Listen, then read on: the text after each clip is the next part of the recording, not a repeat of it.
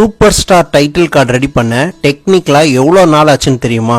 Director Suresh Krishna sir super ஸ்டார்ன்ற அந்த டைட்டிலுக்கு ஸ்பெஷலா ஒரு கார்டு போடலான்னு ஒரு ஐடியாவை அண்ணாமலை ஷூட்டிங் ஸ்பாட்ல ரஜினி சார் கிட்ட சொல்றாரு. அதெல்லாம் வேணாம் சுரேஷ்னு ரஜினி சார் சொல்லிடுறாரு.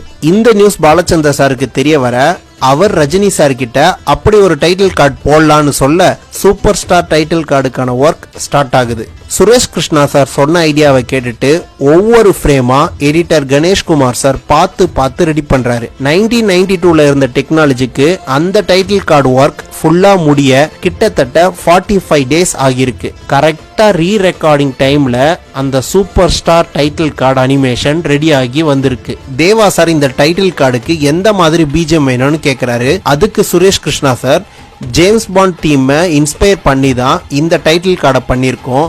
அதனால அந்த தீமோட சாயல்ல இருக்கணும். அதோட நம்ம ஒரு வெற்றி கொண்டாட்டத்துல ஒரு சந்தோஷத்துல ஹேன்னு கத்துவோம்ல, அந்த மாதிரியும் வேணும் சார்னு தேவா சார் கிட்ட சொல்ல தேவா சார், சபேஷ் முரளி சார் எல்லாரும் பண்ண ஒர்க்கு தான் இன்னைக்கு நம்ம ஒவ்வொரு வாட்டியும் ஃபுல் செலிப்ரேட்டட் மோட்ல கத்தி என்ஜாய் பண்ணி பார்த்துட்டு இருக்க சூப்பர் ஸ்டார் டைட்டில் கார்டோட மேஜிக். அண்ணாமலை மூவில ஸ்டார்ட் ஆன டைட்டில் கார்டு ஆரா மொமெண்ட் ஆகஸ்ட் 14 ரிலீஸ் ஆகிற கூலி மூவிலையும் கண்டிப்பா இருக்கும்.